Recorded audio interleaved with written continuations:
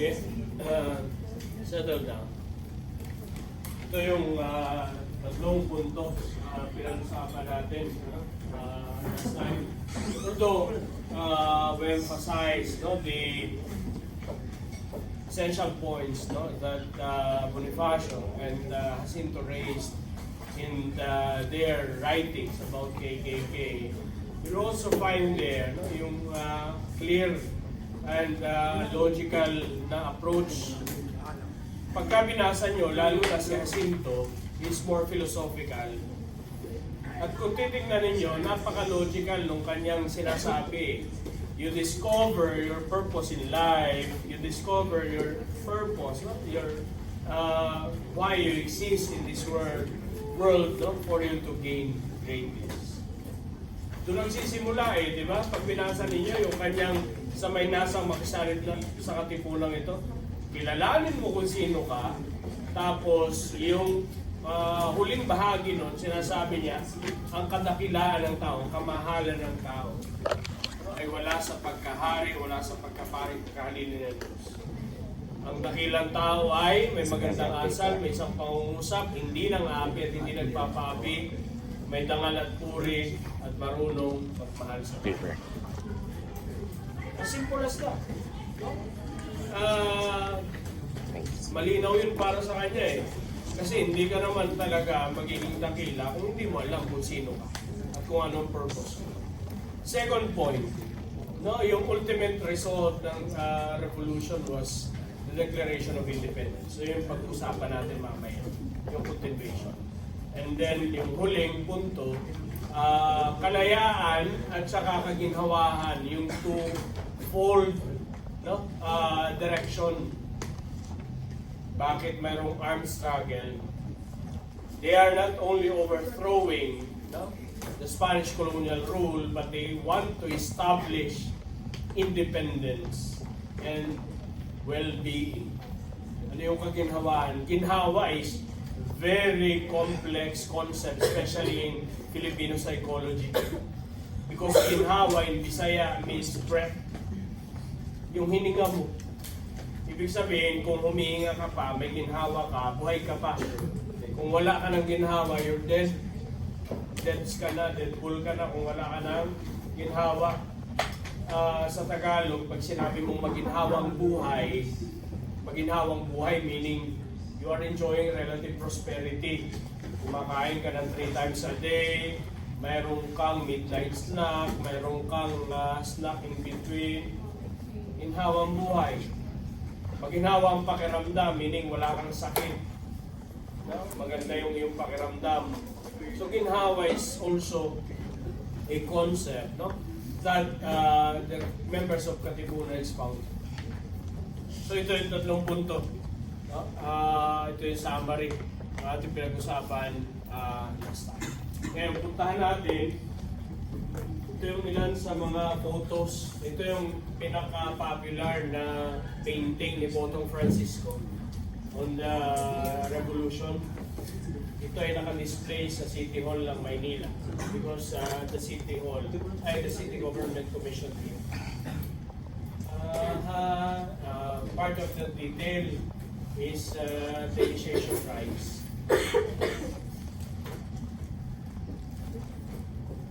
Sa mga flags ng Katipunan depicting yung 3 Ks and a sun, which is also common as amulet, as anting-anting of the members of KKK. This is the most dramatic and most influential event. Part ng revolution, yung pagkamatay ni Rizal. Nalilimutan kasi ng maraming Pilipino. Akala nila hindi bahagi ng revolusyon. Nagsimula ng revolusyon August of 1896. Namatay si Rizal December 30 of 1896. But the death of Rizal inspired so many people. It inspired Filipinos. Well, earlier pa, kahit nung buhay pa si Rizal, malaking inspirasyon na siya sabi ko nga, ang number 1 fan ni Rizal, maliban sa kanyang mga kapatid, si Andres Bonifacio. Bonifacio eagerly read Rizal's articles in La Solidaridad. And he was also very conscious in deciphering Rizal's message in his novel. Kasi isa sa mensahe ng El Filibusterismo ng pangalawang nobela ay revolusyon. Pero revolusyon na dapat paghandaan. Okay? So, ano pa? We're already through, we discussed yung women's chapter. Sabi ko nga sa inyo, isa siguro sa pinaka-importanting fase ng revolusyon, kasama babae. Deliberately, they enlisted the help of women. Unlike in the propaganda movement or in the reform movement, wala kang makikitang babae. Pero sa katipunan, sa revolusyon, importante yung kanilang papel. Para lang ma-familiarize kayo, yan ang mga mukha nila. Ito si Josefa Rizal, ito si Gregoria de Jesus. She's the second wife of Andres Bonifacio. The first wife died because of leprosy. She was very young when Bonifacio married her in Binondo Church. Doon sila ikinasal. Yung simbahan ng Binondo. 18 years old. Si Bonifacio must be in his 27. Marina Dizon. This is Marina Dizon. Walang pictures. Ako makita si Angelica Rizal. Yung isa pang sister ni Rizal, si Training. Si Trinidad, natatandaan niyo sa kanya inabot yung isang alcohol lamp, tapos sa loob yung tula, yung El Filibusterismo. Wala naman title yun nung una eh. But it's a long poem written by Rizal. Nag-English silang dalawa pag nag-uusap ni Rizal. So, nung inabot ni Rizal kay Training, sabi niya doon sa anong lamp, there is something inside. Kasi pareho silang, nagstay sila sa Hong Kong, remember? Yung Rizal's family, bago bumalik si Rizal dito. Nasa Hong Kong sila ng medyo matagal-tagal. Ang Hong Kong British territory, di ba? So natuto sila doon ng English. And Rizal attempted actually to write a dictionary, English, Tagalog dictionary. But he didn't finish it. Maraming gustong gawin si Rizal. Kaya lang minsan hindi na natatapos. Well, kasi natapos ang maagang buhay niya. Dahil sa mga Kastila. This is Tandang Sora. Some women, revolutionaries. The only general, Agenda Kahabagan, she's from Santa Cruz, Laguna. Gregoria Montoya, she's from Cavite City, Dalayca. Hindi, familiarize lang ninyo yung sarili ninyo para pag nakita yung pangalan ng street, no? Baka pala lola nyo, no? Maging bayani din kayo balang araw. This is Hilaria del Rosario, the first wife of Emilio Aguinaldo. Dalawang asawa din sa Aguinaldo eh. Maliban pa doon sa iba niyang mga hindi pinakasalan na chika babes. Sa ibang babae. This is Trinidad Texon. Napakatapang nitong babae ito. But they belong to the elite family in San Miguel, Bulacan. Mga Texon ng Bulacan. Kaya siya, pinirmahan niya yung membership form ng Katipunan using her own blood. Teresa Magbanwa from Santa Barbara in Iloilo. Iba pang mga babae. Now, saan sila involved? Tingnan nyo, baka nandiyan yung lola nyo pala, no? Rodriguez, Ison, Remio, Lagos, Anusilio, Saldanya, Pangilinan. Baka may mga kamag-anak kayo. Ha? I-claim na ninyo. Kung wala kayong kamag-anak, kayong maging bayani. Start. They were involved in actual combat, record keeping, distribution of the newspaper, Karayaan, newspaper ng Katipunan. They provided food, clothing, and medicine. They acted as nurses, and the most important role is espionage. Later on in their life, these women, members of KKK, reminisced, and they again reiterated the teachings of Bonifacio and Jacinto. At ang isa nga sa nagsulat, bigay ko assignment sa inyo yan, sa Gregorio de Jesus. Pero ano yung paulit-ulit nila sinasabi? Ang isang message nila, by the way, ay time is gold. Sabi ni Gregorio de Jesus dito, huwag mag-aksaya ng panahon. Number 3. Huwag mag-aksaya ng panahon. Sabi ni Jacinto, ito rin, huwag mong sayangin ang panahon. Ang yamang nawala ay pwedeng bumalik. Pero ang panahong nagdaan na ay hindi na muli pagdaan. Sa English, maigli lang yun. Sabi nila dyan, time is gold. So, alam ko na meron kayong pambayad sa Lasal hanggang 20 years kayong mag-aral dito. Ba't utang na loob, pero utang na loob naman ninyong pabuti ng 20 years. Make it 15 man lang. So that your grandson or granddaughter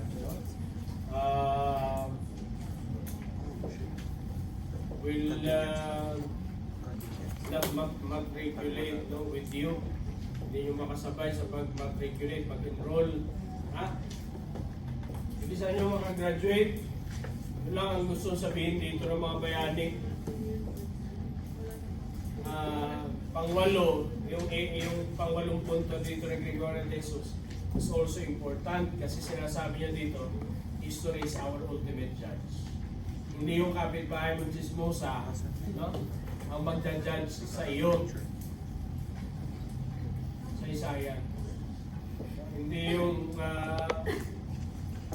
prof mo, hindi yung history will judge your behavior.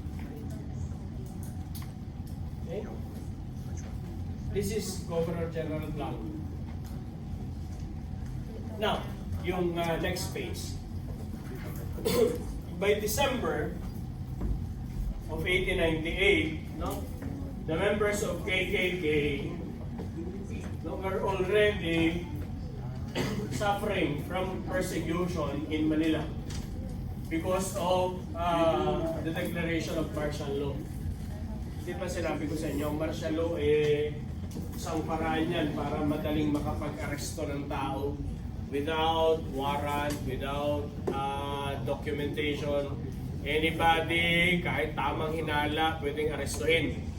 So nagkaroon ng persecution sa Manila. So the leadership of KKK decided to transfer their operations, their military operations from Manila to Cavite. Because Cavite was relatively safe.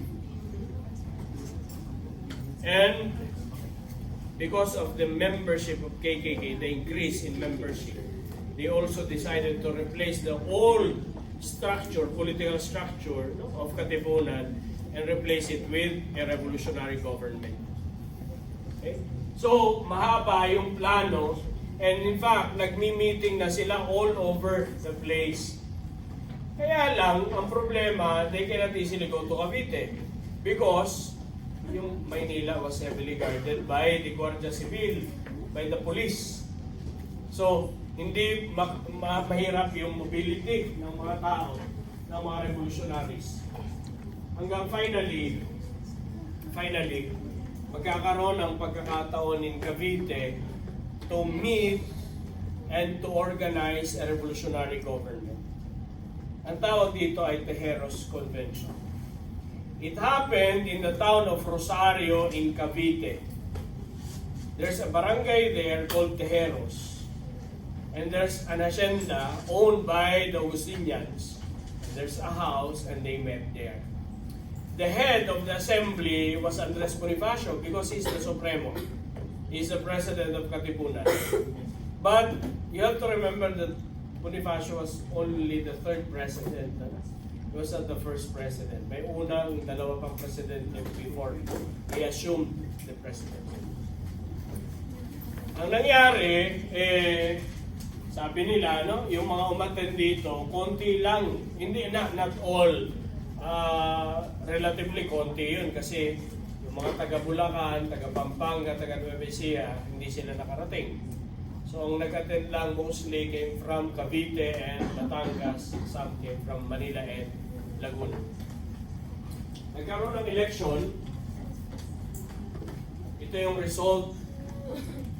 Sa election na ito, papalitan na yung katipunan eh. So kasi marami ng mga members. Tapos, ang resulta, Presidente si Aguinaldo, ang Vice President ay si Mariano Trias. Kaya mayroong town sa Cavite na Gentry ang tawag, General Mariano Trias. The Captain General was a public school teacher from Cavite also, but originally is from Batac, Ilocos. Sorry. Temio Ricarte. My throat. Director of War was Emiliano Regio de Dios from Maragondon, Cavite, and Director of Interior was Andres Bonifacio. So, hindi na naging presidente si Bonifacio. Medyo ito, no? Kasi, panahon nito ng war, tapos, merong issue ng pride. May issue ng, ang tawag sa Spanish, amor propio. Amor propio. Pride. Nagkataon, no? When Aguinaldo was, when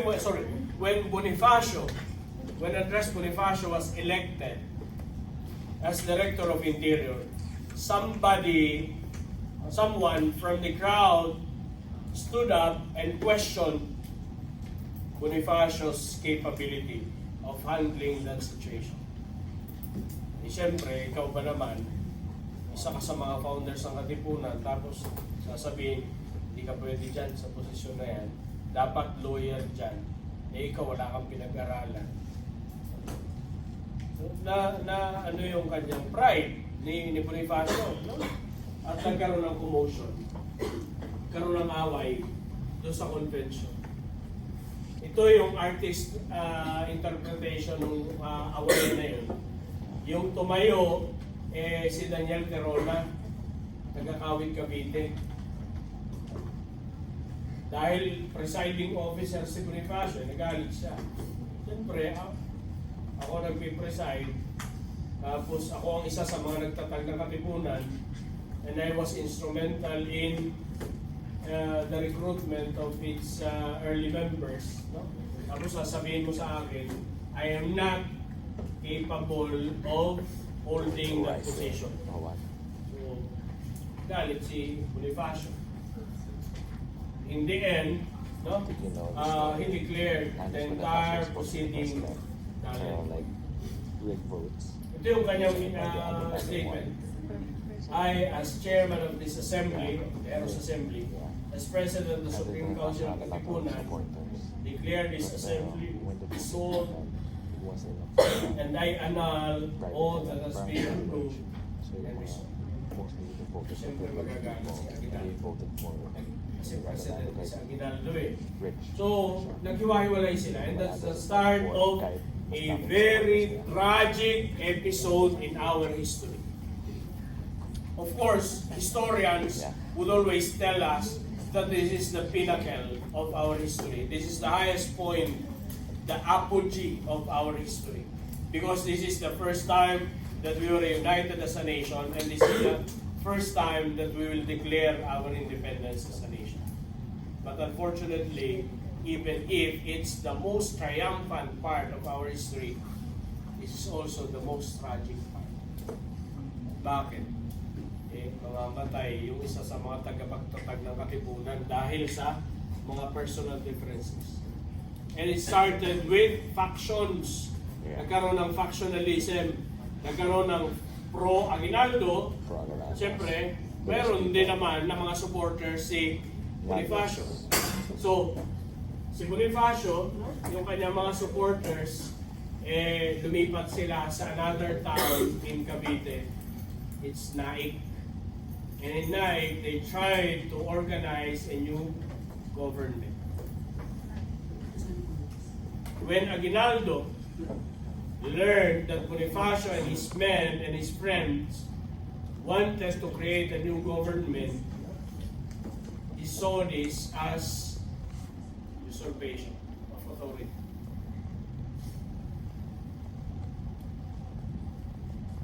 May mga galit kay Bonifacio.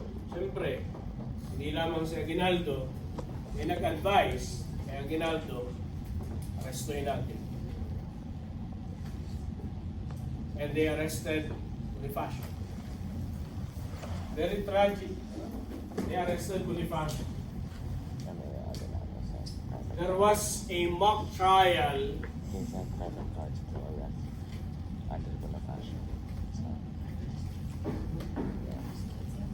End of April 1897. There was a mock trial, military trial.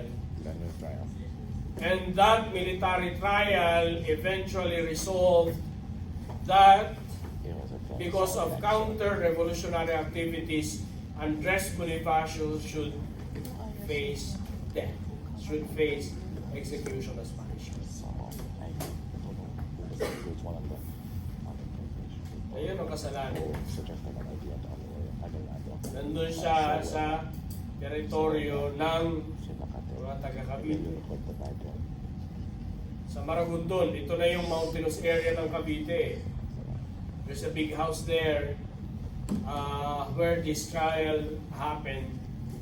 And in that trial, his wife, Bonifacio's wife, Gregoria, was there, and his brother, Procopio, also attended the trial.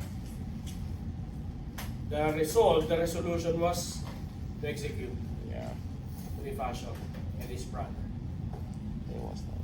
By the way, mayroong isang magandang pelikula dyan, released, I think, 2 years ago, 3 years ago. It was directed by Love Diaz. It's an 8-hour film. 8 hours.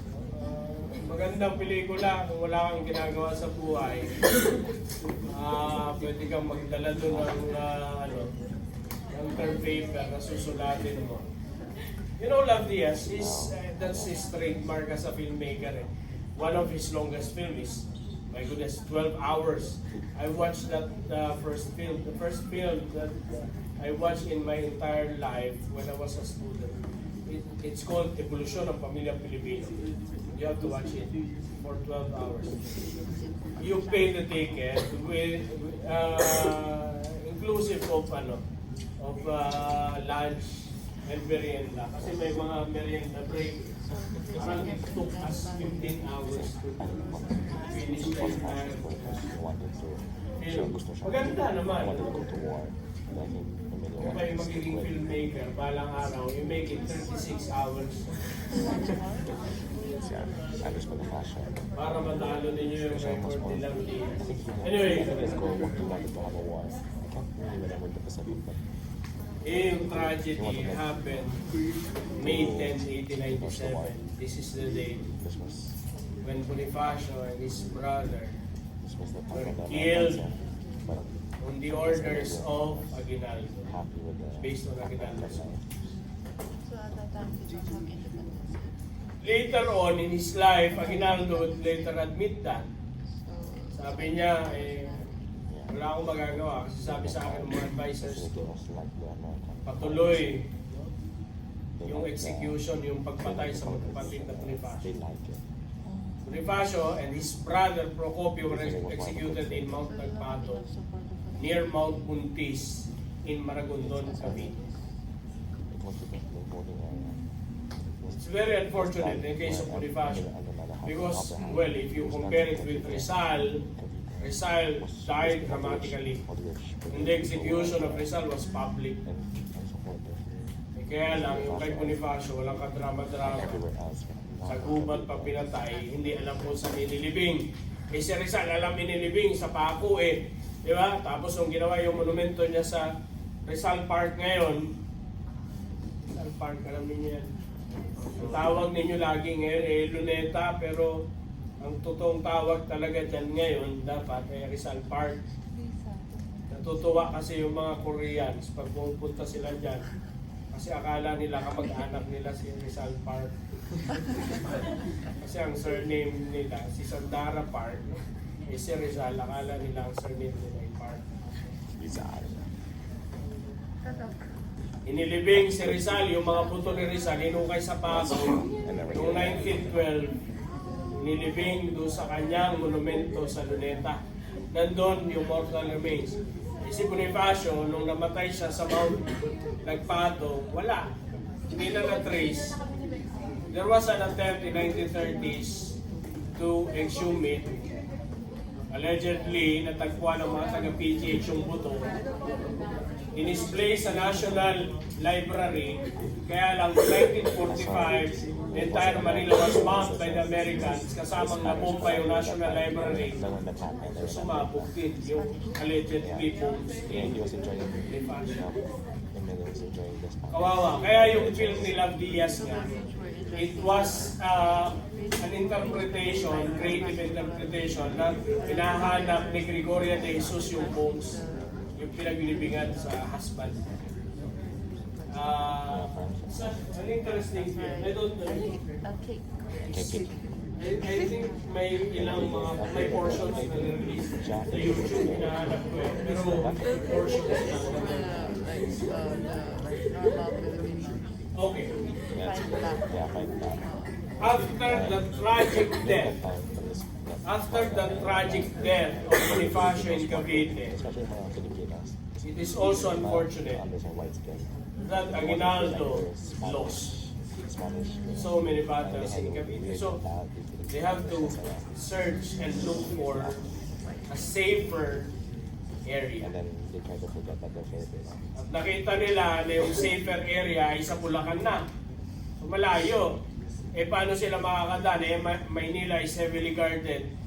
Nandito yung mga Guardia Civil. So ang ginawa nila, inikot nila yung Laguna, Tagaytay, Laguna hanggang dito sa may Montalban bago sila nakarating ng Biak na Bato in San Miguel, Bulacan.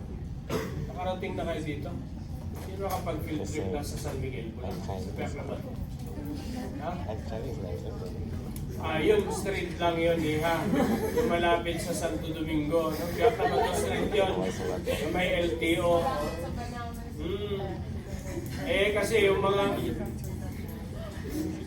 Kasi yung mga kalye dyan kasi, mga streets, mga kalye nga streets.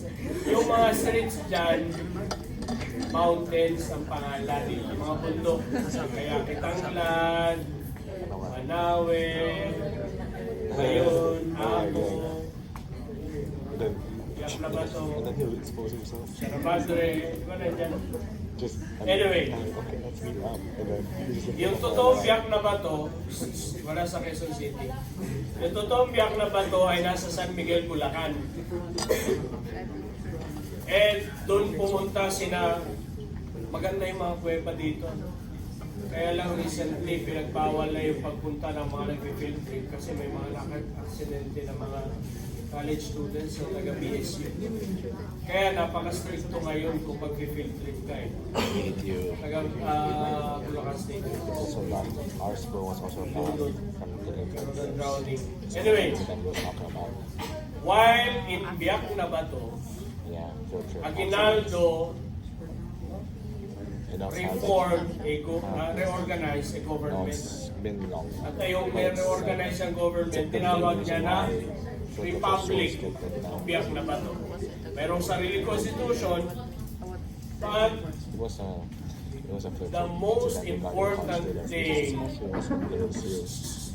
So na ginawa ni Aguinaldo dito while in Biak na yeah, Bato, college students. he issued a proclamation. Even the smaller grades have to. He issued a proclamation addressed to the Spanish colonial government